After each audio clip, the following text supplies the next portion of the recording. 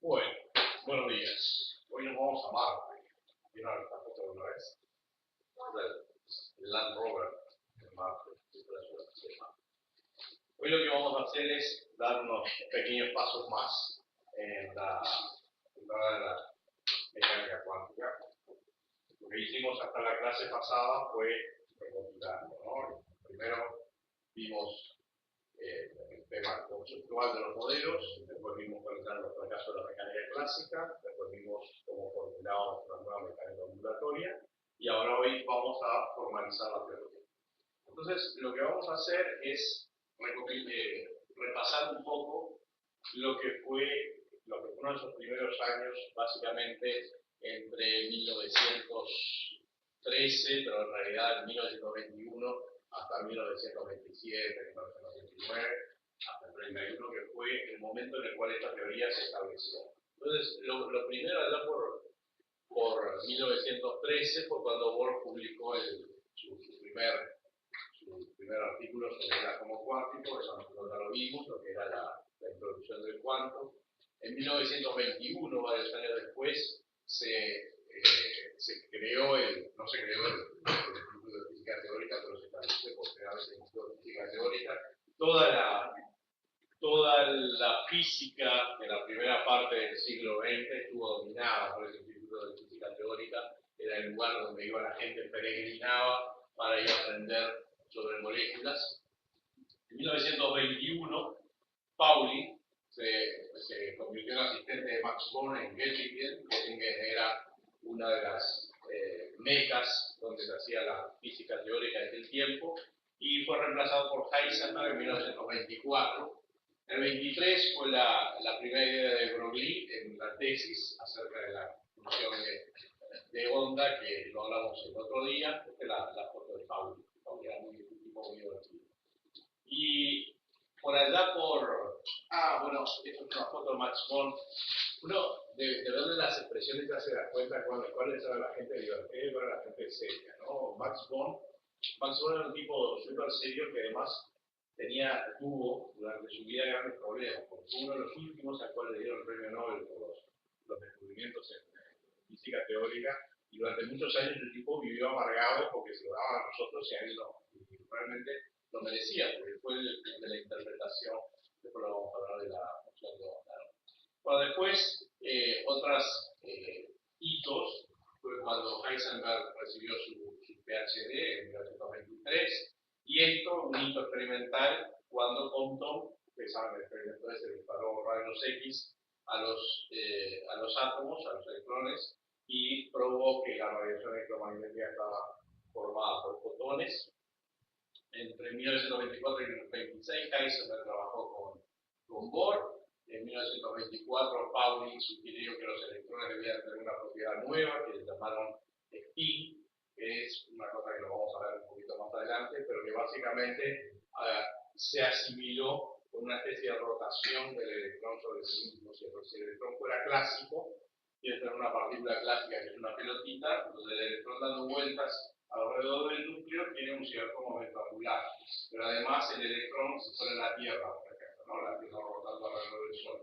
Tenemos el movimiento de la Tierra alrededor del Sol y el movimiento de la Tierra sobre su eje, ¿verdad? Eso provoca distintos fenómenos, ¿verdad? Entonces ahí fue que Pauli sugirió que existía otro número cuántico que todavía no se había descubierto, que era el spin, que después se va a introducir en la teoría más adelante, porque normalmente en noviembre del 24 fue cuando de Broglie defendió su tesis, y en 1925 publicó la hipótesis de la dualidad de onda-partícula. O sea que hasta ahí íbamos bien, ¿no? Lo que vimos hasta ahora. Ahí apareció, en el 25 de mayo, Heisenberg publicó la teoría de matrices de la mecánica cuántica, y se la mostró a Born.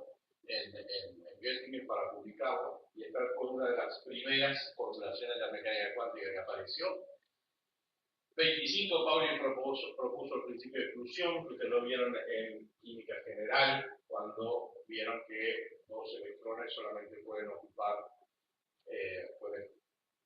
el mismo estado si tienen números cuánticos diferentes. Aparecía lo del spin como uno de los números cuánticos que permitía que hubieran dos electrones del mismo metal. Eso lo vamos a ver en detalle más adelante. Bueno, y seguimos. Después, por allá por noviembre, aparece otro nombre que lo tenemos que recordar, que es Jordan. Born, Heisenberg y Jordan mostraron la forma de postular de escribir la mecánica cuántica con matrices infinitas, y ahí por diciembre de 1920, todo esto sucedió en 1924-1925. El 1 de diciembre, publicó Dirac, Paul Audrey, Marie Dirac, un paper en lo que se llama Quantum Algebra, álgebra cuántica, que era una teoría más general que la mecánica matricial de Heisenberg, la incluía, y en el 26 apareció el primer artículo del amigo Schrödinger, que era Schrödinger seguía en la pista de Broglie con el asunto de la mecánica ondulatoria, ¿no? Y acá en el 26 era cuando se estaban peleando todos acerca, uno le decía al otro que lo suyo era horrible y el otro decía que no, que en realidad no vieron malo, lo tuvo una corriente. Bueno, eso es lo que tenemos entonces en 1926, marzo de 1926. Ya tenemos una equivalencia entre ambas teorías, y ahí fue cuando Born por primera vez habla acerca de la localización de los electrones, de la función de onda, y esa que usaba Schrödinger, de alguna manera tenía que ver con la probabilidad de los electrones. Apareció el tercer artículo de Schrödinger, que quedó la mecánica ondulatoria bien establecida, y por primera vez apareció la palabra protón, que lo usó por primera vez fue Lewis, que ustedes lo conocen de química orgánica, ¿no? Los puntitos para los enlaces, es el mismo Lewis que está acá. Siguiendo en 1926 teníamos lo que estoy haciendo es, supuestamente debería ir pasando, pero en fin. En 1926 Schrödinger seguía trabajando con Bohr, y en 1927 aparece una publicación de Dirac que se llama la teoría de transformaciones, y que mostró por primera vez que las distintas formulaciones de la mecánica cuántica que teníamos hasta ahora eran equivalentes. O sea, teníamos la teoría matricial de Heisenberg y la teoría ondulatoria de Schrödinger, y Dirac fue que mostró que eran equivalentes. Por ahí apareció el principio de incertidumbre, que era bien raro, y este experimento súper famoso, el de Davison y Germer, que confirmaron por primera vez la hipótesis de Broglie de que las partículas podían difractarse. O sea que acá fue por primera vez cuando se demostró experimentalmente que existía esa dualidad onda-partícula. 1927 presenta Bohr lo que se llamó la interpretación de Copenhague de la teoría cuántica, y la famosísima conferencia Solvay en Bruselas. Solvay era un industrial que le gustaba mucho la física, entonces, como tenía muchísima plata, reunía a todos los físicos de su tiempo en una foto muy famosa de esta conferencia, donde está Einstein, Bohr, una cosa fantástica, y acá, digamos, es en el 27 cuando podemos decir que la mecánica cuántica está completa, ¿sí? O sea, acá la mecánica cuántica no relativista con la interpretación de Copenhague se completó. Curiosamente, hoy en día, la semana pasada, salieron unos experimentos nuevos que reivindican una cosa que hasta el día de hoy se había dejado de lado, que era lo que había propuesto de Broglie. ¿Se acuerdan que yo les hablé, si no se acuerdan, no importa, pero además yo no me acuerdo si les hablé, pero no importa. Les hablé del surfista, de la ola y del surfista. ¿No? ¿Sí? Creo que sí. Si yo no me acuerdo, ustedes tienen derecho a no acordarse tampoco. Cuando yo lo que les hablaba era de las olas en realidad no transportan materia. Si ustedes ponen un corcho en una ola, la onda lo que hace el corcho sube y baja, ¿verdad? Pero no, supuestamente nada. Por supuesto, es evidente que se traslada, pero en principio, por el efecto de la onda, no debería trasladarse. Pero si yo soy un surfista y voy en la cresta de una ola, yo sí me traslado. O sea, la onda sí se traslada. Lo que no se traslada es la materia, o sea, el medio físico sobre el cual la onda se transporta.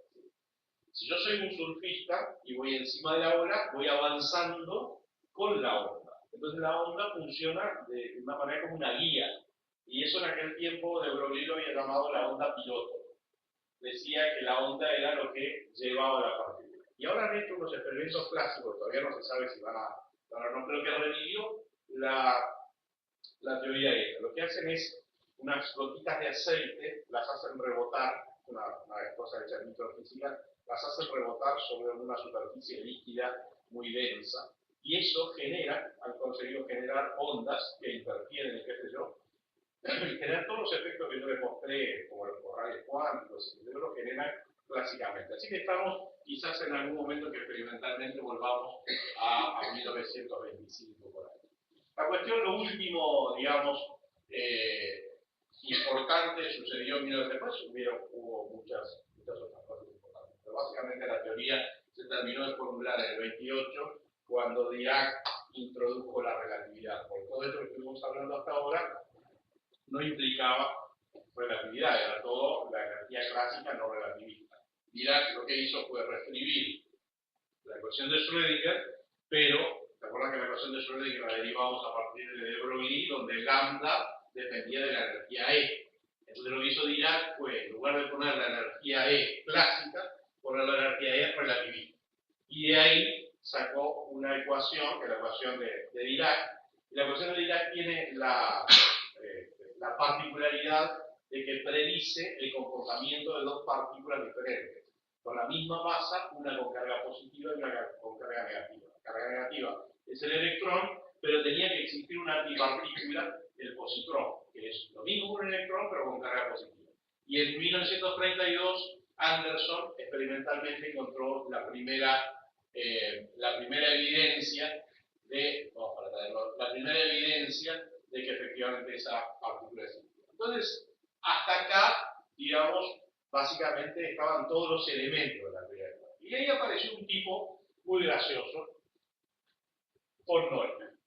El amigo John von Neumann era un tipo genial, una de las mentes más brillantes que existió. Estas son anécdotas del tipo, lo del auto fantástico, el loco manejaba horrible, porque además leía, mientras iba manejando, iba con un libro, iba leyendo el libro y después iba manejando.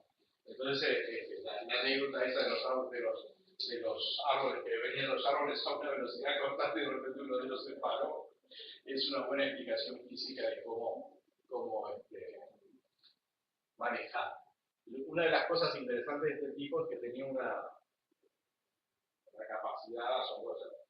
Cuando inventaron las computadoras en Estados Unidos, en una de las discusiones, decía, no, pues estamos en una computadora para hacer tal cálculo y tal cosa. Entonces, cuando uno decía, bueno, pero eso da tanto. Entonces uno de los tipos que estaba en la mesa le dice, claro, pero nosotros necesitamos las computadoras porque no tenemos a von Neumann. Y este tipo fue el que hizo un libro que es básico, que se llama Mathematische Grundlagen der Quantenmechanik. ¿Alguno de ustedes habla alemán? ¿Lee alemán? Okay.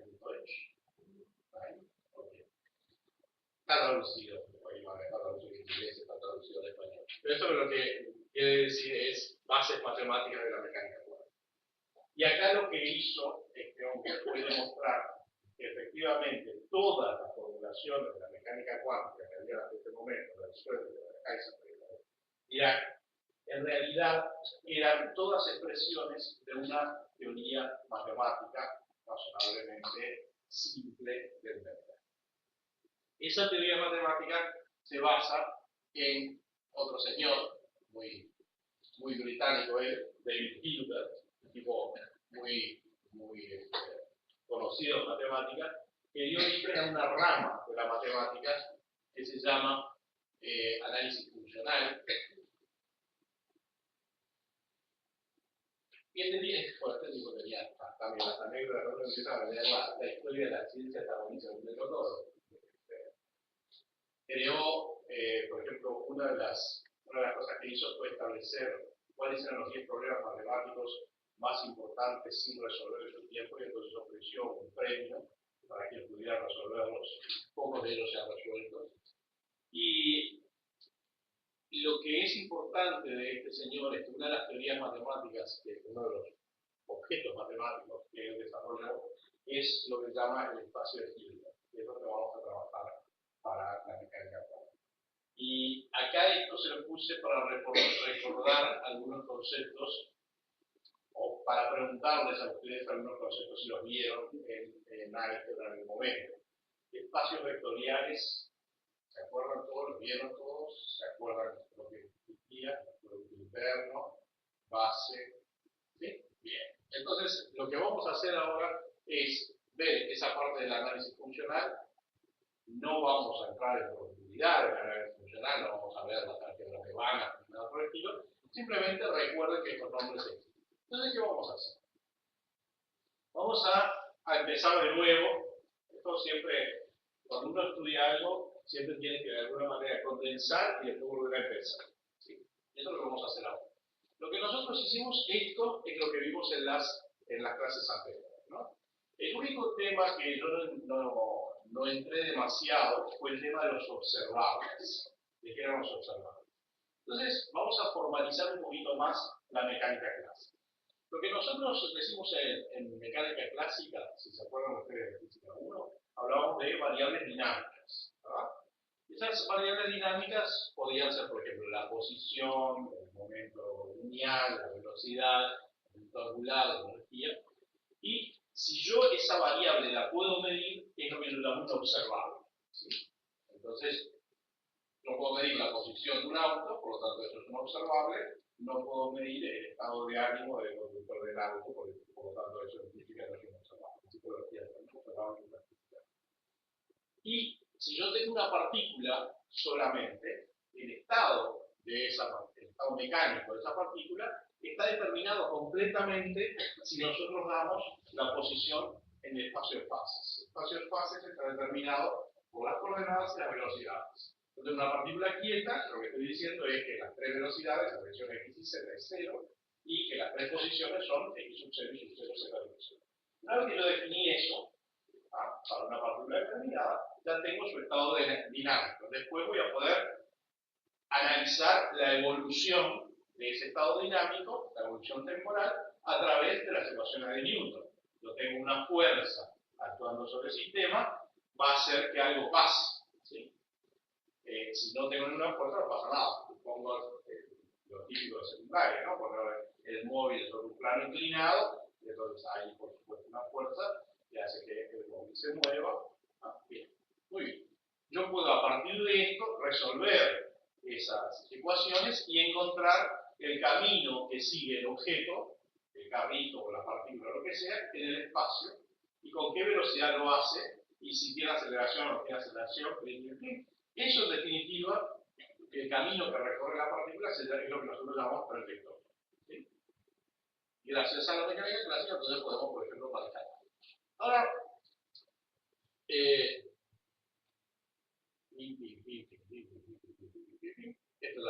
el asunto es acá, esta parte de acá.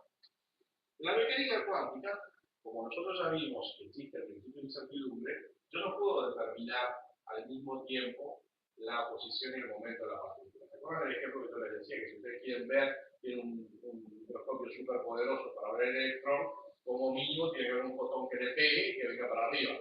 Entonces, cuando ustedes saben dónde estaba el fotón, ya no saben qué velocidad tiene, no saben dónde está, ¿verdad? Entonces, es uno de los experimentos pensados para explicar esto.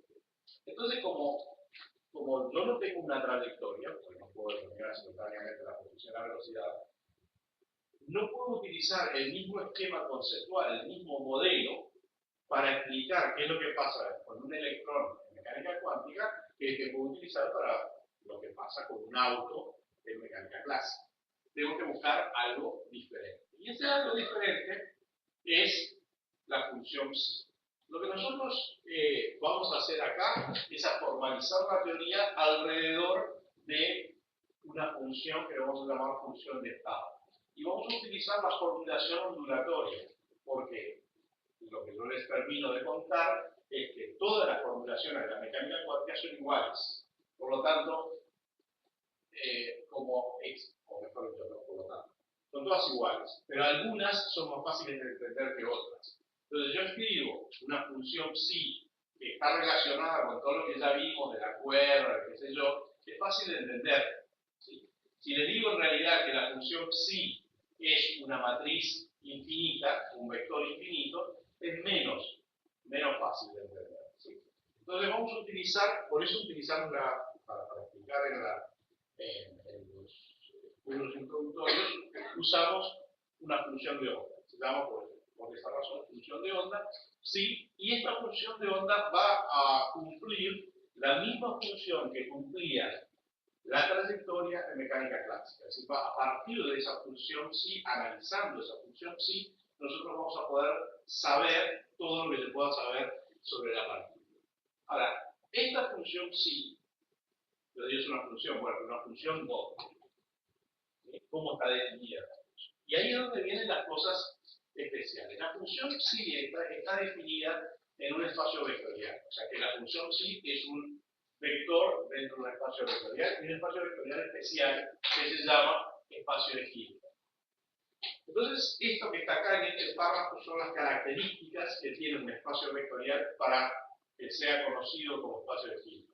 El espacio es complejo, es decir, que las funciones psi pueden tener una parte imaginaria, y es cerrado, lo que quiere decir que la combinación lineal de cualquiera de las funciones de ese espacio me da una función de ese espacio, ¿sí? No me da fuera de ese espacio.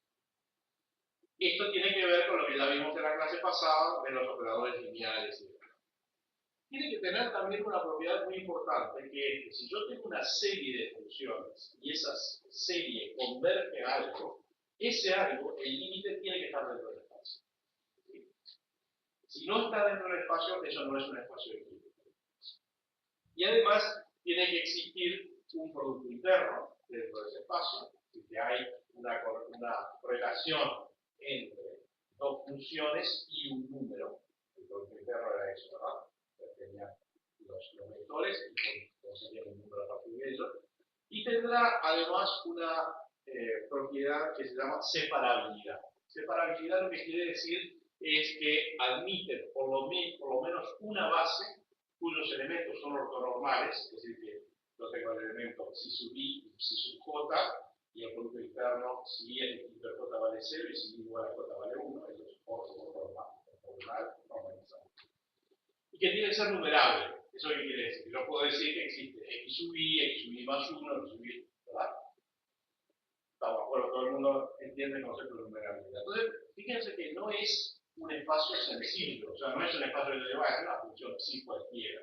No, es una función psi que tiene ciertas y muy determinadas propiedades. ¿Por qué tiene que ser así? Bueno, esto viene de lo que habíamos hablado antes de la función que tenía que ser bien comportada, que tenía que ser cuadro integrable, bla.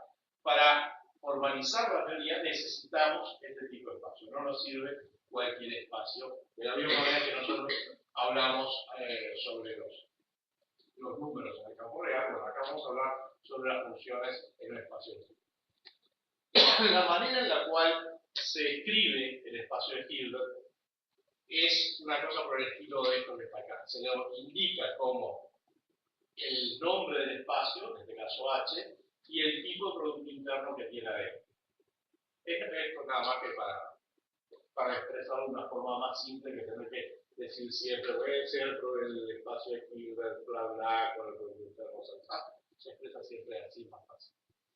Entonces, si el espacio de Hilbert es separable, y yo tengo una base, esta es su casa. ¿Se acuerdan lo que era una base? Una base era un conjunto de vectores a partir de los cuales yo podía construir cualquier elemento del espacio como una combinación lineal. ¿Sí? Eso era la base. Entonces, lo que yo puedo hacer, dado que es una base, lo puedo escribir de esta manera. Si X es un elemento del espacio, lo puedo escribir como la combinación lineal de todos los K pertenecientes a un cierto dominio de un coeficiente multiplicado por el E sub K. El E sub K son los elementos de la base. Y el coeficiente que tengo acá es el producto interno del vector X con la base E sub K. ¿Qué es esto que están haciendo ustedes acá? Cuando piensen en un vector de 3 dimensiones. ¿Qué era lo que podían hacer con ese vector? Podían proyectar el vector en X y Z. Entonces, ¿qué era lo que decían? El vector X techito es igual a por I techito más B por J techito más C por K techito, donde A, B y C en las proyecciones, en los tres ejes, cuyos versores eran I, J y K. ¿Sí? Complicó esta vez la cosa, ¿no? Ustedes pensaban que era todo muy fácil, que era... Bien. En el caso que nos interesa la mecánica cuántica, en la mecánica ondulatoria en particular, lo que nosotros vamos a tener son funciones psi, que son funciones de las coordenadas. Entonces, lo que vamos a utilizar como producto interno no va a ser cualquier cosa, si el producto interno que va acá, es específicamente un producto interno particular. Y ese producto interno tiene dos componentes. Es una integral, pero es una integral donde la primera de las funciones es compleja y la segunda es real. Perdón, no es que sea compleja, está conjugada y la segunda es real. ¿Eso qué quiere decir? Si las funciones son reales, el asterisco este no importa. ¿Sí? Es real. Pero si la función es compleja, lo que yo tengo que hacer es tomar la compleja conjugada de la función, de la que va en primer lugar. Esto que está acá yo lo expresaría como menor phi, psi mayor. O sea, el espacio, el producto interno de esto es el integral y asterisco psi de tal. Eso es el producto interno que nosotros vamos a considerar. Si estamos con funciones en una sola dimensión, como podría ser el caso de la partícula en la caja, entonces simplemente la integral va a ser para una sola variable entre menos infinito y más infinito. Si lo que tenemos es un problema tridimensional, la integral va a ser sobre las tres coordenadas, y por supuesto acá la integral está escrita, ¿no? Integral entre menos infinito más infinito para esto y para esto. Y lo que podemos hacer además es utilizar otros sistemas de coordenadas. Para ciertos problemas nos va a convenir utilizar coordenadas cartesianas. Por ejemplo, el problema de la partícula de la caja lo resolvieron para acá. Pero para otros problemas que sean centrales, como el caso del átomo de hidrógeno, nos conviene utilizar coordenadas esféricas, r, θ y phi. ¿Por qué? Porque entonces yo pongo el origen de coordenadas en el núcleo y el electrón, que en términos clásicos, digamos, estaría dando vueltas alrededor, lo puedo escribir con un campo de fuerza central. Lo único importante que tienen que recordar es que cuando hacen transformación de coordenadas matemáticas, siempre aparece el jacobiano de la transformación. Entonces, cuando una cosa en coordenadas cartesianas es la integral triple de este estilo, cuando voy a coordenadas esféricas, aparece lo mismo que aparece acá, pero además me aparece un cachito de cosas que las necesito tener. Y que en general la gente se olvida cuando hace las integrales, y entonces le da la probabilidad de la coordenadas. No se olviden que tienen que poner acá. Bueno, muy bien. Esta es entonces la forma en la cual vamos a hacer la anotación para el producto interno. Lo que está adelante lo vamos a poner conjugado, lo que está acá lo vamos a poner sin conjugado. Y Dirac inventó un nombre para eso. Ustedes saben que en inglés esta combinación de paréntesis especiales se llaman brackets, ¿no? Brackets. Entonces lo que él inventó fue la notación bracket. Le llamó bra a esto que está acá y ket a esto que está acá. De tal manera que cuando uno lo ponía juntos quedaba un bracket. ¿Sí? Una cosa muy sencilla. Esta notación lo que tiene de bueno es que nos permite no tener que escribir tablas. Sobre todo cuando tenemos cosas muy complicadas, es muy fácil de escribir en tablas. Para aquellos que saben inglés, notarán que le falta una C, pero eso es porque Dirac lo escribió así. Brackets en realidad va con C. Bien, cuando yo lo puedo escribir de esta manera, lo que puedo hacer es cosas graciosas. O sea, puedo mirar el producto interno y bueno, y ahora mirar las propiedades que tiene. Bueno, ¿y qué propiedades tiene? Fíjense. Una de las propiedades importantes es que la compleja conjugada del producto interno, recuerden que el producto interno es una integral que involucra funciones complejas, o sea que en principio esto es un número complejo, no es un número real. Puede ser real, pero en principio es complejo. El producto interno complejo conjugado es igual al producto interno donde las funciones están dadas vuelta. Ven que la psi acá estaba en el que y la psi acá está en el brazo. Eso es muy fácil de ver acá arriba, lo van a ver en los ejercicios, porque si yo cambio de lugar estas cosas, lo que estoy haciendo es cambiando la conjugación académica. Si pongo primero la psi, entonces la psi va a tener que estar con el asterisco. Pongo segundo la phi va a tener que estar sin el asterisco. Cuando hago esto que me queda acá, evidentemente cambiar phi por psi asterisco y por un asterisco, me queda la misma cosa. La otra cosa es que el producto interno, como es un integral, disfruta de las mismas propiedades de linealidad que tiene la integral. Entonces yo tengo una constante multiplicando la función, la constante la saco para afuera. El tema es que si la constante multiplica la función psi, sale como tal, pero si la constante multiplica la función phi, hay que acordarse que está conjugada y por lo tanto tiene que salir conjugada. Muy bien. Si yo tengo dos funciones, psi y phi, y estas son la misma, o sea, tengo esto, pero ahora son la misma, ¿qué me va a quedar? Que el bracket de este, psi, es igual cuando yo le cambio las dos cosas. O sea, psi y psi asterisco son iguales. Entonces, ¿eso qué quiere decir? Que es real. Si un número es igual a su conjugado, el número, la parte imaginaria tiene que ser 0, porque si no cambiaría el signo, ¿no? Más sí, más menos sí. Quiere decir que es igual, y la norma, que es, ¿se acuerdan que la norma venía con los cositos? Es posible, ¿sí? Cosa que vamos a tener que recordar para más tarde. Entonces ahora vamos a entrar a formular la teoría con postulados. Es decir, no vamos a seguir el camino histórico que llevamos hasta la clase pasada, sino que vamos a postular cosas. Entonces, el primer postulado de la mecánica cuántica habla del estado del sistema físico. Tenemos un sistema físico cualquiera, y el estado de ese sistema físico mecánica cuántica va a estar definido por la función que vimos hasta ahora, que depende de las coordenadas espaciales y del tiempo.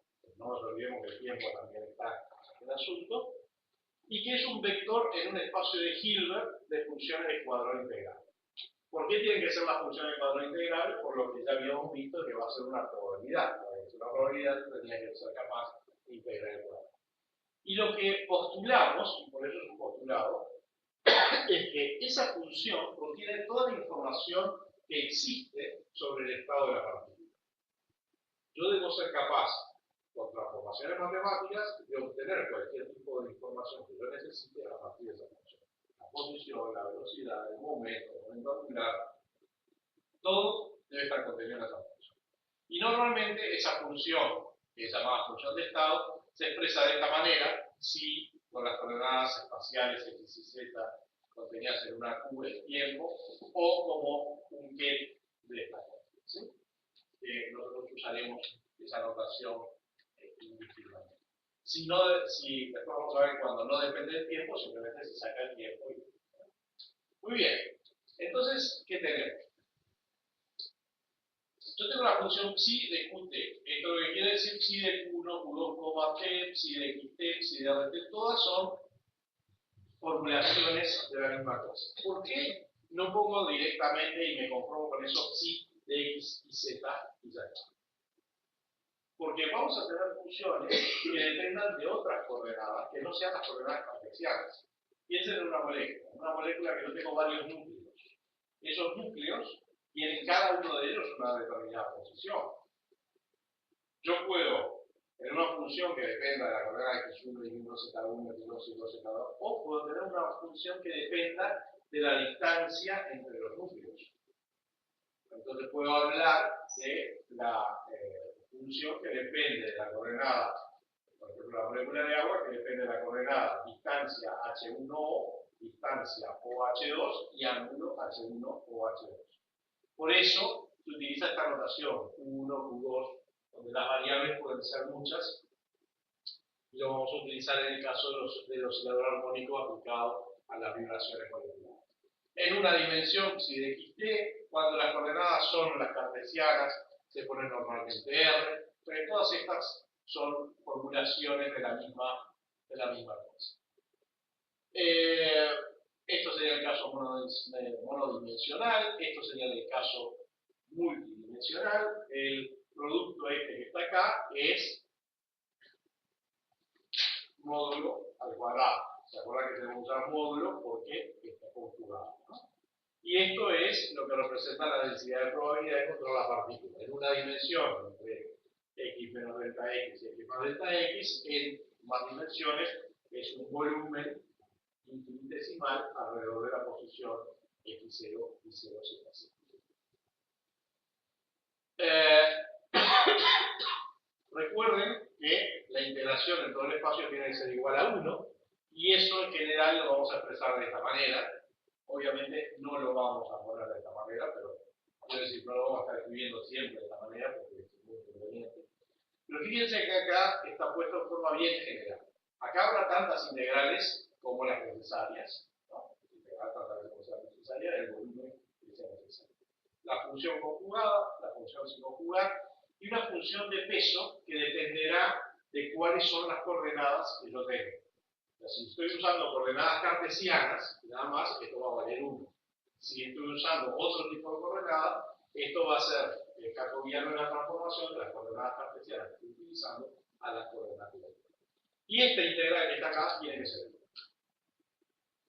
Si esta integral que está acá tiene que ser 1, yo puedo también hacer integraciones parciales y obtener funciones que son pedazos de la función original. Con eso yo voy a poder obtener distintas informaciones acerca de la partícula. ¿Sí? Esto es la forma general de escribir esto que está marcado acá abajo, y es lo que tenemos que tener en cuenta siempre que podemos utilizar. Ojo, hay una cosa. Cuando yo determino un problema, ya lo hicimos nosotros en el caso de la partícula de acá, la función que obtengo no necesariamente cumple con esta condición. Pero lo que yo sí sé es que el cuadrado de esta función tiene que ser integrable. El cuadrado del módulo tiene que ser integrable. Ese integrable, ¿qué quiere decir? Que esa integral da un número, no es infinita. Eso es lo que quiere decir. Entonces, si me da un número, pero no es 1, lo único que tengo que hacer es la función esta dividirla por la raíz cuadrada de ese número. Cuando hago esta integral ahora, me va a dar 1. Eso es normalizado. Pero en un ejercicio determinado usted se puede encontrar que la función que obtienen no está normalizada, pues la multiplican por una constante, determina la constante y entonces tiene la condición de normalización. Esto ya lo dijimos. Y hay una cosa que es importante, yo no la voy a demostrar acá, la voy a asumir, que tienen que existir las derivadas primeras de esa función. Tiene que poder tener a partir de lo. ¿Por qué? ¿Qué pasa? Si la función esta representa toda la información que yo puedo obtener a partir del sistema que yo tengo, de ese sistema yo tengo que poder obtener, por ejemplo, la velocidad. Y tengo que poder obtener las fuerzas. Eso implica que al menos yo debo ser capaz de tener derivada primera y derivada segunda continuas. Porque si no, el sistema no va a funcionar. Por eso aparece esto que está acá. Y estas funciones que cumplen con esas condiciones son de poder integrable, tienen derivada primera y derivada segunda. Lo de la derivada segunda continua es casi siempre cierto. Después vamos a ver que hay un caso especial de las moléculas donde la función de onda en realidad es discontinua, es los núcleos. Sobre el núcleo, la función de onda cumple con una condición que se llama de cúspide. Sobre el núcleo, la función de onda no es smooth, sino que tiene un piquito, que se llama función de cúspide. La derivada en una dirección y la derivada en otra dirección no son iguales. y eso en realidad es porque la teoría no es válida en el punto igual a cero. O sea, ahí tenemos un problema. Pero bueno, lo malo que tiene cuando uno hace una afirmación bastante, dice, no, la derivada segunda tiene que ser continua y que después ustedes en algún momento se acuerdan. A mí el profesor me dijo que la derivada segunda tiene que ser continua, nada, no sabe nada, estaba la matización. Pero bueno, en general lo que vamos a tener es las derivadas tienen que ser continuas y finitas en todo el tiempo. Esas funciones se llaman funciones bien comportadas. En inglés, well-behaved, son funciones que se portan bien. Esto es lo que le dije recién. Necesitamos ahora, o sea, yo ya tengo la función, esa función de estado me dice todo lo que yo puedo saber, pero ahora lo que yo necesito saber es cómo le interrogo. O sea, la función de onda tiene toda la información que yo necesito. ¿Cómo hago para obtener esta información? Y ahí es donde viene el segundo postulado. El segundo postulado lo que dice es que cada observable en mecánica clásica va a ser representado por un operador lineal, analítico en mecánica cuántica. Esto es un postulado también. Lo que estoy diciendo es, bueno, si yo tengo la energía en mecánica clásica, voy a tener en mecánica cuántica un operador lineal, esto está puesto en paréntesis por una razón que se lo voy a explicar ahora, un operador lineal hermítico que cumple la misma, el mismo rol en mecánica cuántica que el observable cumplía en mecánica cuántica. Entonces, por ejemplo, en mecánica clásica tengo el momento P, que es la multiplicación de la masa por la velocidad. En mecánica cuántica tengo que tener un operador lineal hermítico que cumpla las mismas funciones. ¿De acuerdo? Esto está puesto entre paréntesis porque en el segundo postulado yo no necesito pedir que sea hermítico. El segundo postulado simplemente me dice que tiene que ser un operador lineal. Pero después vamos a ver que hay una restricción que tengo que ponerlo para que los números que yo tengo sean reales, que hace que necesariamente el operador sea hermítico. Entonces, para ponerlo completo, el postulado, se pone un operador lineal hermítico en mecánica cuántica. Lo que pasa es que hasta acá no demostramos por qué tiene que ser hermítico. Muy bien. Entonces, vamos a volver a lo que ya vimos sobre los operadores. Yo tenía un operador A, lo que hacía cuando ese operador lo aplicaba a una función, me daba otra función. Pero ahora que sabemos que las funciones sí pertenecen a un espacio de Hilbert. Entonces lo que yo tengo que tener es que la función phi que resulta de la aplicación del operador también esté en el espacio de Hilbert. ¿Sí? Eso es lo que hacen los operadores que yo voy a utilizar en la mecánica cuántica. Miden de alguna manera algo de la función. La transforman. Entonces, por ejemplo, así ya de entrada, uno de los operadores, ¿cuál puede ser? Un operador de proyección. Yo puedo sacar, de la misma manera que yo tenía el vector y proyectaba en X cuánto valía ese vector, puedo hacer lo mismo con la función esta. La puedo proyectar, puedo construir un operador, que se llama operadores de proyección, que saque de la función esta una parte que me interesa. Por ejemplo, puedo proyectar cuál es el valor que tiene la función dentro de un cierto volumen. Lo que me interesa dentro de ese volumen investigar algo. ¿De acuerdo? Los ejemplos de los operadores ya los habíamos visto. Dos ejemplos típicos eran la multiplicación y la derivada. Estos eran operadores. El operador multiplicativo es el que corresponde en mecánica clásica a la posición de la partícula. Y la derivada va a ser el que venga para el operador P. Propiedades de los operadores que nosotros vamos a considerar. Ya dijimos que los operadores tienen que ser lineales, entonces se tiene que cumplir esto. Si yo tengo un operador y lo aplico a una combinación a la suma de dos funciones, me va a dar la suma de las funciones transformadas. Si tengo un operador y se lo aplico a una función multiplicada por un número, me va a dar el número multiplicado por la función. Pero los operadores también entre sí, es decir, la linealidad no es solo respecto a las funciones, sino también respecto a los operadores. Si yo tengo un operador A más B, entonces tengo dos operadores, A y B. Por definición, esos operadores lo que hacen es transformar una función en otra, por eso son operadores. Pero bueno, la suma de los operadores también es un operador, ¿verdad? O sea, yo puedo definir el operador C como la suma de los operadores A más B. ¿Por qué C es un operador? Bueno, porque si A y B son lineales, C también es lineal. Por lo tanto, si A y B son operadores lineales, C es un operador lineal. Cuando yo aplico el operador C a la función psi, como este operador era A más B, la aplicación me genera las dos funciones transformadas que surgen de aplicar el operador A y el operador B. O sea, la misma cosa que yo hacía con las funciones pasa con los operadores. Yo puedo definir también un operador que sea el producto de los operadores. ¿Qué quiere decir que es el producto? Simplemente tengo una función, aplico primero el operador B, después el operador A, y le llamo a ese operador AB operador C. Es simplemente una forma de proceder. Siempre aplico el operador que está más cerca de la función primero. ¿De acuerdo? El que está más lejos de la función se aplica. Como B por psi, esto que está acá, es una función phi que pertenece al mismo espacio, yo estoy seguro que al resultado de esto le puedo aplicar el operador A, porque sigo en el mismo espacio. Por lo tanto, esto que está acá es válido. Y lo mismo si yo tengo ahora una combinación de operadores ABC, tanto da, esto lo van a demostrar en el práctico, tanto da que yo aplique primero el operador BC, o que aplique primero, perdón, no que lo aplique primero, sino que yo defina, o sea, esto yo lo tendría que escribir como ABC aplicado a psi es igual a paréntesis BC aplicado a psi es igual a por phi es igual K. Y después empezar de nuevo. ABC es AB aplicado a psi, AB aplicado a phi, etc. ¿Sí? Esto es la asociatividad de los operadores.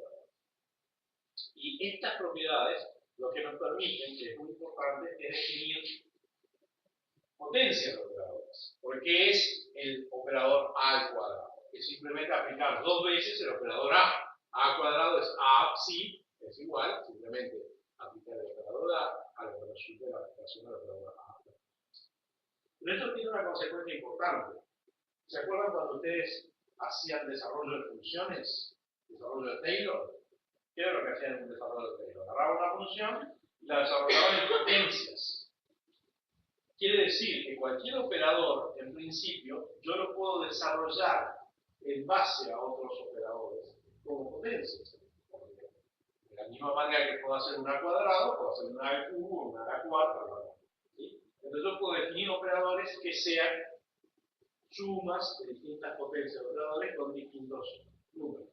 ¿Eso qué quiere decir? Yo puedo definir cualquier función de un operador. Por ejemplo, puedo definir el exponente de un operador, y eso va a ser otro operador.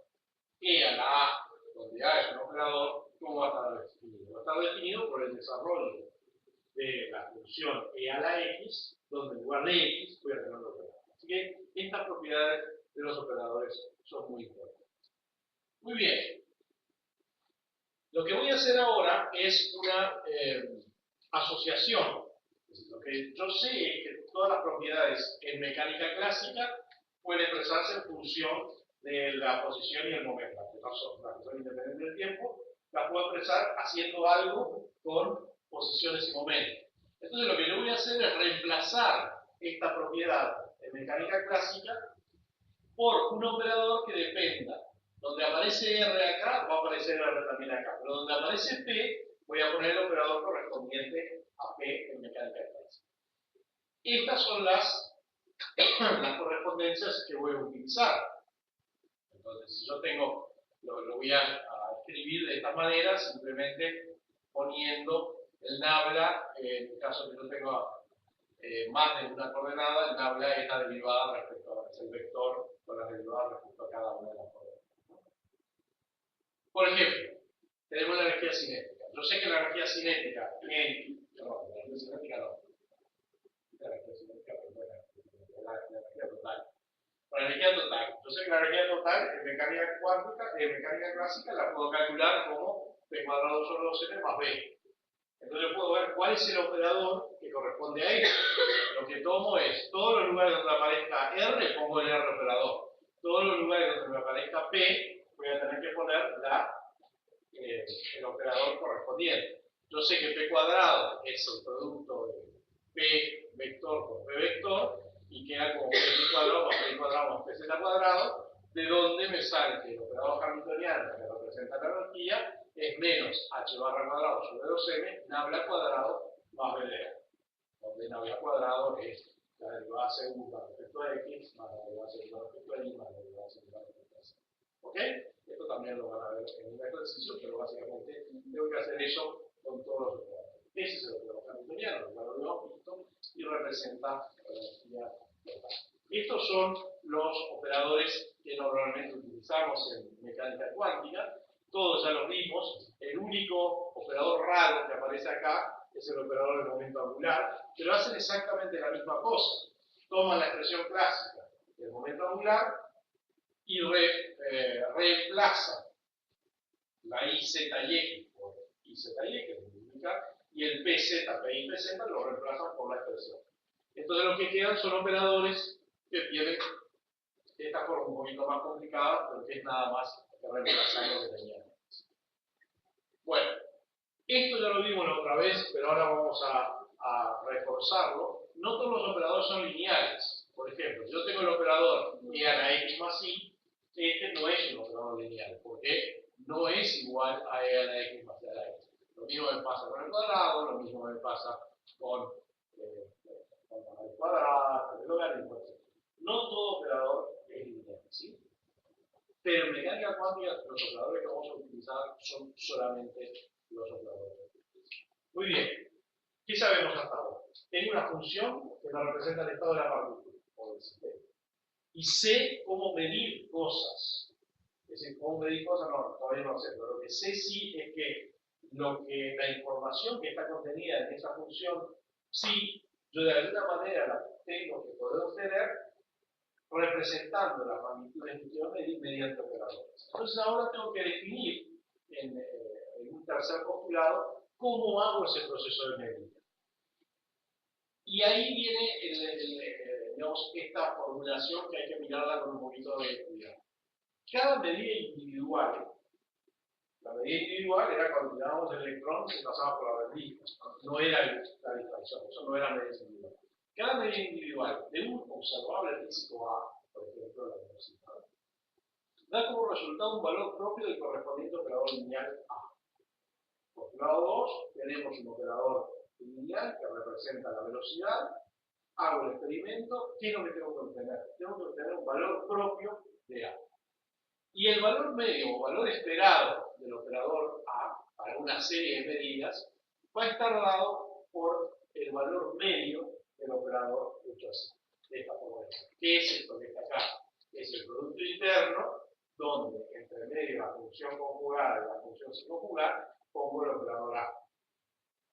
Entonces, este postulado lo que me dice es que cuando yo mido en un sistema, para obtener un determinado valor de una propiedad, por ejemplo la velocidad, la posición, lo que sea, y hago muchas medidas, lo que voy a obtener va a ser el valor medio dado por esto que está acá. Lo puedo calcular.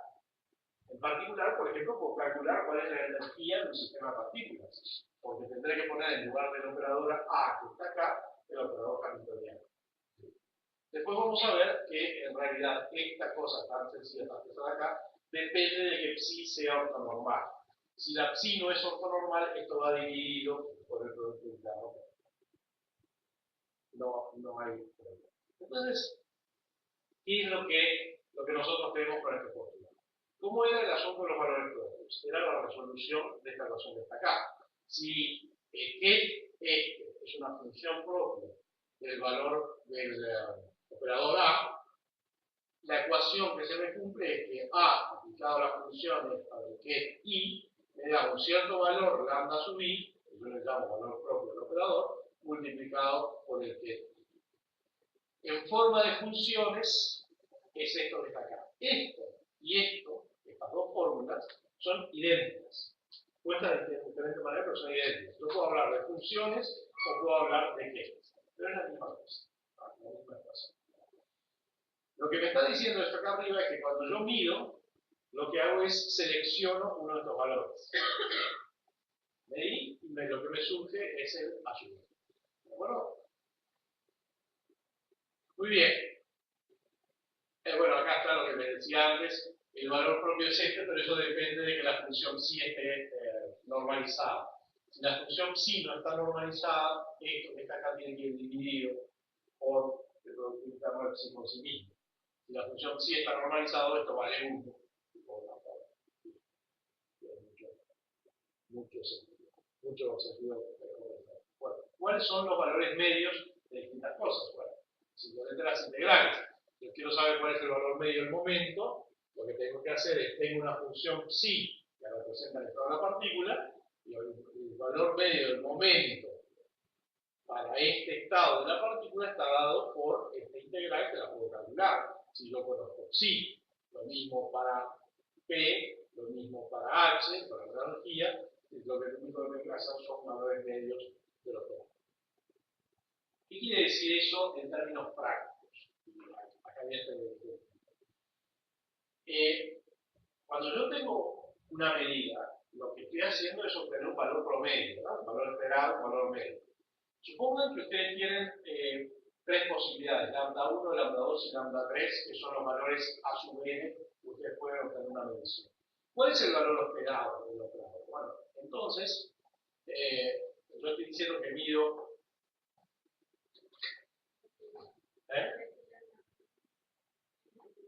Está bien. No, porque estaba viendo, mido 4 veces, digo, no, 4 no, son 8, pero sí, son 4 veces el valor propio lambda 1. O sea, hago 8 medidas, y de esas 8 medidas me vienen 4 veces lambda 1, 3 veces lambda 2 y una vez lambda 3.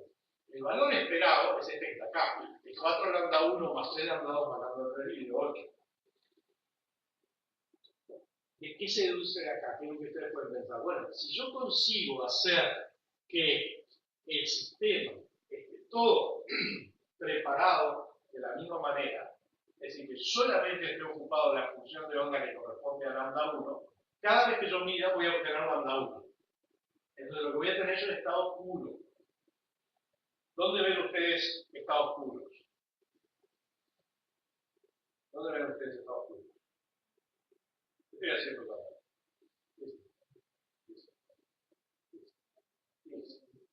¿Qué es?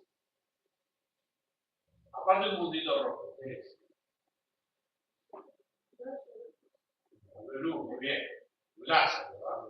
Bien. ¿Qué es un láser? No, ¿qué es un láser? Un láser es light propagation by stimulated emission of radiation. Eso es un láser.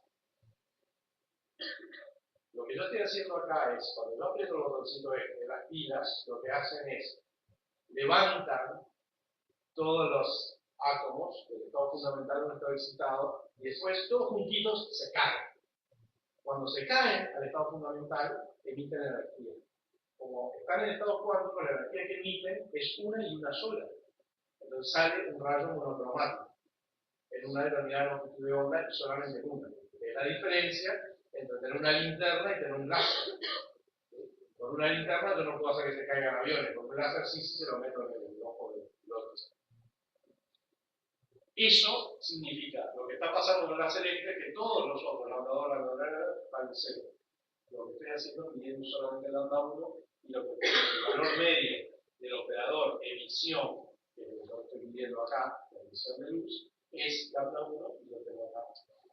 Esto es en general lo que yo tengo para un valor medio. Y el P que está acá es la probabilidad del valor propio que está acá. En otras palabras, por ejemplo, si yo tengo una dispersión de moléculas en distintos estados, la probabilidad de cada uno de los estados se puede participar acá con el. Entonces, vamos a la segunda idea de la combinación. Bueno, entonces, vamos a ver unas cosas interesantes que pasan cuando tengo estas definiciones. Yo tengo ahora una función de onda psi, que es función propia del operador A. Si esa función es propia del operador A, se cumple esto que está acá. De entrada, nosotros metimos un subíndice n acá. ¿Por qué razón? Porque ya vimos, cuando resolvimos ejemplos, que siempre aparece, por las funciones de contorno, aparece cuantización. Es decir, que las funciones que aparecen acá no es una única función, sino funciones que están caracterizadas por un cierto número cuántico o más de un número cuántico. Eso depende del número cuántico. Quiere decir que yo tengo distintos valores propios para las distintas funciones propias. Vamos a calcular entonces el valor medio del operador. El valor medio del operador va a estar dado, cuando yo tengo la función psi sub n, va a estar dado por esto que está acá. Psi n asterisco de R, A aplicado psi n de R, pero A aplicado psi n de R, de esta ecuación de acá, vale A sub n psi n de R, que es lo que yo pongo acá dentro. Saco la constante para afuera, la función está normalizada y por lo tanto esto vale 1, A sub n. Es decir, el valor medio, si yo tengo el estado de la partícula es un valor propio del operador, el valor que yo mido, el valor esperado, el valor medio, es A sub n. Noten una cosa, que yo puedo tener una partícula, un sistema de partículas preparado en el estado propio de un operador, por ejemplo, el operador de emisión. Pero eso no quiere decir que esté en el estado propio de cualquier otro operador. Yo lo puedo tener preparado para un operador determinado y darle una mezcla para otros operadores. ¿Está claro? O sea, el hecho que yo prepare un sistema para una cosa no quiere decir que en todos los casos y para todos los operadores se cumpla esto. Yo puedo estar pidiendo A sub n para este operador, pero medir cualquier otra cosa para los otros operadores. La otra cosa que ya vimos fue cómo medíamos nosotros la dispersión. En el caso que yo tenga un estado puro, o sea que el estado de mi sistema esté dado por una función propia de ese operador, cuando yo calculo la dispersión, que era el valor medio del cuadrado menos el cuadrado del valor medio, hago los cálculos y lo que me sale de acá es que es A sub n al cuadrado menos A sub n al cuadrado. Si la dispersión es 0, es bastante obvio. Si yo tengo un estado puro, que solamente puede dar el valor propio A sub n, la dispersión vale 0. En un estado mezcla, la dispersión obviamente no va a ser 0. Muy bien. Y ahora vamos por el cuarto postulado. El cuarto postulado es el que provoca los mayores problemas. El cuarto postulado es el postulado de medida. ¿Qué es lo que dice este postulado? Que si yo tengo un sistema preparado en un cierto estado y mido, la función de onda colapsa. Ustedes sienten hablar del famoso experimento del gato de Schrödinger. Un gato que lo mantenía en el trabajo y después había una probabilidad azarosa de un gato que se integraba y de acuerdo a eso el gato iba a estar vivo o muerto. En realidad, mientras yo no mido, el gato no está ni vivo ni muerto, sino que está en una superposición de estados. Y eso cuando Schrödinger hizo ese modelo, el gato de Schrödinger, aparte de provocar la vida de los productores animales, era un experimento pensado. Pero hoy en día es un experimento que se hace. ¿Cómo se hace? Se generan lo que se llaman entanglements, que en español se traduciría como enredos. Es decir, cosas que dependen de otras. Y con eso se mide. Es decir, se mide qué es lo que pasa, se llama la palabra media. Se examina qué es lo que pasa cuando se mide. Y se ha determinado que esto es efectivamente cierto. Mientras yo no hago una medida, tengo la probabilidad de que, es decir, la probabilidad de que el gato esté muerto es 50%, la probabilidad de que el gato esté vivo es 50%, o lo que sea, dependiendo de la desintegración de la probabilidad. En el momento que yo mido, abro la tapa, el gato o está vivo o está muerto. En ese momento el gato ya no hay incertidumbre. No puede que el gato tampoco esté vivo, depende de su mago y el gato desapareció. Pero está muerto, está vivo. Ahí colapsó la función. Es lo mismo que pasa en el caso de las torrentistas. Si yo hago un experimento sin fijarme por dónde pasa el electrón, entonces hay difracción. Pero si yo de alguna manera pongo algo que me permita identificar sin lugar a dudas por qué lugar pasó el electrón, no hay difracción. Desaparece la difracción. Porque desapareció esa superposición de estados que es lo que define la difracción. Es muy difícil entender esto a nivel macroscópico, porque a nivel macroscópico no sucede. Esto sucede solamente a un nivel en el cual las dimensiones son comparables con las dimensiones de H. Entonces, este postulado de acá es lo que nos permite explicar el por qué hay difracción y el por qué hay. Esto es lo que les expliqué recién. Y lo que me importa es que vean que acá con este postulado introdujimos un segundo tipo de evolución temporal. Tenemos una evolución temporal que es lo que pasa cuando nadie observa el sistema. El sistema está en tiempo cero y de alguna manera su función de onda se va a propagar al tiempo t. ¿De acuerdo? Pero hay otra evolución temporal que es cuando el observador se mete en el medio y hace una medida. Entonces, bruscamente, el sistema pasa de estar en un cierto estado a estar en otro estado. La función de onda colapsó. Y eso genera ciertas rigideces. Porque uno dice, bueno, entonces si yo no puedo saber qué es lo que pasa, tampoco puedo analizar una reacción química. La reacción química también del tiempo. Bueno, no es así. Yo puedo analizar la reacción química porque la función de onda que yo voy a estar investigando no colapsa, sino que ya desde el principio yo estoy considerando unos estados estacionarios que son función propia del operador hamiltoniano. Entonces, como yo preparo de alguna manera, entre comillas, el sistema para que sea función propia, que esté el operador hamiltoniano, la evolución sucede sin ningún tipo de problemas, a menos que haya procesos disruptivos, por ejemplo, una excitación. E incluso en el caso de excitaciones, o en el caso de emisiones, los procesos no son abruptos, porque como está el principio de incertidumbre, yo nunca puedo observar exactamente el punto de la transición, sino que siempre tiene un ancho que se llama ancho natural de banda, eso está producido por, lo van a ver en espectroscopía, eso está producido por el principio de incertidumbre. Otra cosa que es interesante es de dónde sale el tema de la hermiticidad. Yo lo que dije es que mi proceso de medida va a darme como resultado el valor propio correspondiente al operador en el cual yo preparo el sistema. Si yo mido una velocidad, ¿ustedes qué esperan? Que la velocidad sea un número real. O sea, ustedes no andan a 40 y kilómetros por hora. No andan a 40 raíz de menos 1 kilómetros por hora, ¿verdad? Andan a 40 kilómetros por hora. Si caminan, van a 6 kilómetros por hora, o van a 6 raíz de menos 1 kilómetros por hora. Quiere decir que los observables deben ser reales. ¿Sí? Existen poquísimos casos en mecánica clásica, en teorías clásicas, en las cuales existan magnitudes que tienen dos componentes y uno de ellos es imaginal. No vale la pena hablar de eso. El 99.99% de las cosas que manejamos en mecánica clásica son números reales. Si son números reales, entonces yo tengo que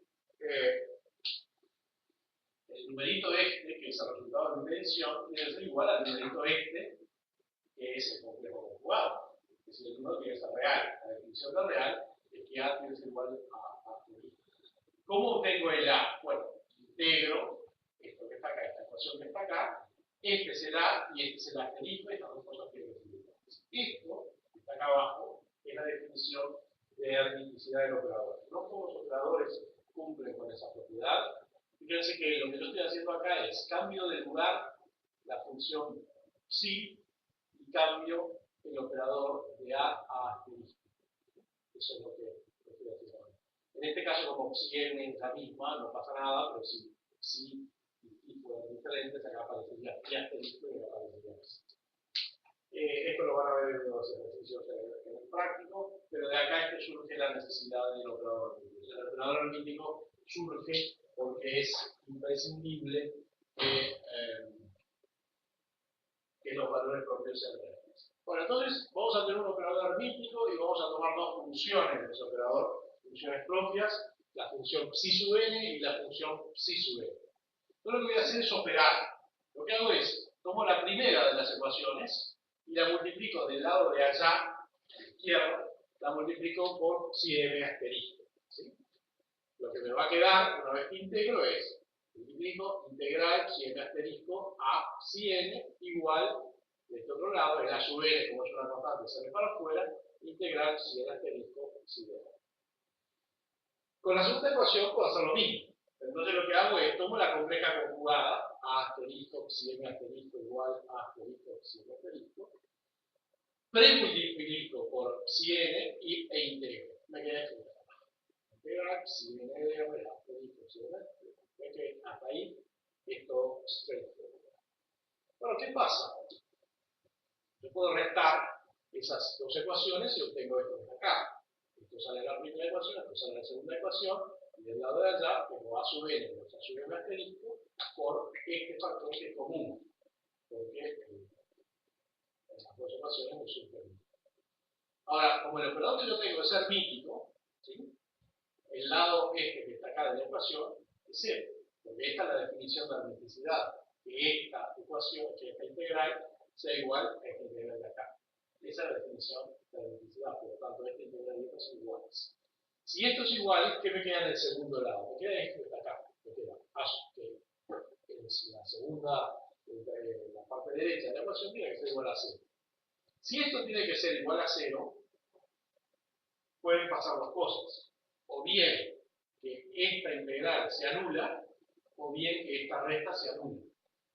Si psi m y psi n son diferentes, bueno, si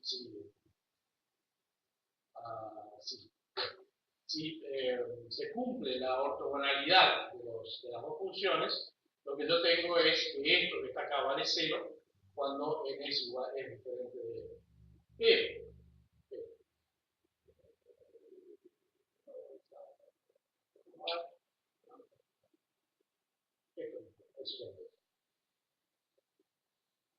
pero quiero decir algo acá, pero no sé, ¿qué es lo que hago acá? No sé qué iba a decir.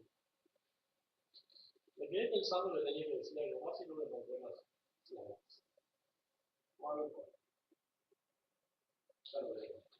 Bueno, entonces, el quinto postulado, al final llegamos al quinto postulado. El quinto postulado habla de la evolución temporal. Lo que dice es que la verdadera ecuación de Schrödinger dependiente del tiempo, nosotros hasta ahora trabajamos con una ecuación de Schrödinger independiente del tiempo, la verdadera ecuación de Schrödinger dependiente del tiempo tiene esta punta que está acá. El hamiltoniano aplicado a la función no me da simplemente energía por la función, sino que me da una derivada temporal de las funciones. ¿De dónde sale este postulado? Nosotros no lo vimos, y en realidad es bastante complicado de dónde sale. Está relacionado con la simetría espacio-temporal y es muy complicado de demostrar. Entonces, en este curso sencillamente no lo demuestro. Lo que sí les puedo demostrar es que esta definición que está acá es coherente con la definición que hicimos antes para el independiente del tiempo. Entonces, la forma de demostrar eso es simplemente decir, bueno, yo tengo la función psi que depende de las coordenadas espaciales y del tiempo, y la voy a considerar que es una multiplicación de dos funciones, una que depende de las posiciones y otra que depende del tiempo, y voy a incluirlas en la función de onda anterior. Si yo hago eso, o sea, hago una separación de variables, de la manera que yo estoy acostumbrado a hacerlas, en la ecuación aquella lo que obtengo es esto, h psi de r igual a psi de r, que es la función que ya vimos, la ecuación que ya vimos, y este de t que me queda expresada como la exponencial de menos i de t. Esto que tengo acá, recuerdan lo que era, una combinación de senos y cosenos, la exponencial completa, ¿no? Entonces lo que quiere decir es que yo tengo una función de onda estacionaria en el tiempo, y eso se propaga de una forma sinusoidal.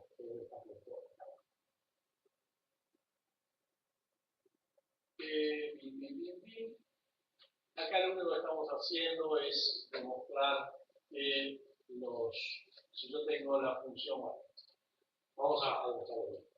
Si yo tengo la función que depende de r y de t, escrita de la forma como lo vimos en la diapositiva anterior, yo puedo pensar qué le pasa a los valores propios de los operadores. Es decir, uno pensaría que la evolución debería ser, lo que vimos antes, debería ser suave, ¿sí? O sea, que debería propagarse de la misma manera que propagaba antes con la manera clásica con la ecuación de Newton. Pero sabemos también que Las propiedades son el valor medio de los operadores. Entonces la pregunta es, ¿qué le pasa a ese valor medio cuando en lugar de poner la función sí, que dependía solamente de las coordenadas, ahora pongo la función que depende del tiempo? Y es lo que está puesto en esta ecuación de acá. Si yo pongo la función que depende del tiempo, y la expreso de esta manera, lo que me pasa es que los exponentes, en un caso, como está la conjugación, en un caso está positivo y en otro caso está negativo. Cuando se multiplican, se anulan, ¿sí? Porque el exponente de A por el exponente de menos A es el exponente de A menos A igual a 1. Por lo tanto, que yo incluya la función dependiente del tiempo o que incluya la función no dependiente del tiempo me da la misma cosa. Y las propiedades de los sistemas que están estacionarios son independientes del tiempo. ¿Eso qué quiere decir? Que si yo tengo un electrón en el 1s del átomo de hidrógeno, pasa el tiempo, yo no le hago nada, o sea, no lo existo, la energía de ese electrón va a seguir siendo la misma, no varía el tiempo, porque la función de onda es una función de onda. Muy bien, con eso eliminamos estos pequeños pasitos de definición formal de la teoría. Vieron que ahora lo único que tenemos es funciones en un espacio de Hilbert, operadores en el espacio de Hilbert y aplicar eso. Quiere decir que toda la mecánica cuántica la reducimos formalmente a 5 postulados. Y eso es lo que vamos a trabajar. La semana que viene no vamos a tener teórico, van a tener práctico el martes. El martes. El jueves no hay clase. Pues estamos atrasados con el práctico. Incluso para el parcial lo sacaron, porque después ¿La otra trabaja en el parcial? sí, Nosotros siempre preguntamos solamente los medios. Van a ir hasta los ejercicios que veamos. Entonces ya vieron la plataforma ya, porque uno adelante del práctico. Una cosa respecto al parcial. Como no vamos a tener práctico, entonces aprendémoslo ahora. Lo que yo siempre le ofrezco a los estudiantes es hacer el parcial al final de todos los otros parciales, si es que tienen algún problema con la fecha que está establecida por el libro. Ustedes fíjense, si a todos les viene bien, pues normalmente hay gente que está haciendo otros cursos. ¿De qué, perdón? Vean si a todos les viene bien. La oferta que yo les hago es, no nos vamos a discutir ahora los casos prácticos. La oferta es, si ustedes quieren, lo que hacemos es mover el parcial nuestro al final de todos los otros parciales. Por las 2 semanas. Resuelvan entre ustedes. Porque si no, digo, las personas que les coincidan con otro parcial, lo único que les queda es tomar el parcial en la fecha de examen. Yo diría el viernes, Por eso, pero no tienen que hablar conmigo. Es una cuestión. Por eso, la cuestión es, si no lo consiguen arreglar entre todos, no tenemos más remedio que hacerlo en el momento que lo dice de niño. Porque eso está fijo. Pero si tienen problemas y se pueden arreglar entre ustedes, vía el foro, entonces lo cambiamos. A nosotros no nos produce problema tomarles un parcial a las 8 de la mañana, o a las 8 de la noche, o a las 12 del mediodía. Si lo tienen que hacer un sábado, lo hacemos un sábado. Si fuera primero. No, a la hora fija no. Normalmente lo hacemos a las 9 de la mañana. Bueno. Pero arreglen entre ustedes. Tenemos todavía tiempo. Hasta el primero nos quedan 2 semanas. Arreglen entre ustedes. Vamos a mandar el día al foro, que haga el monitoreado para ver cómo va. Bueno, hagamos más entonces.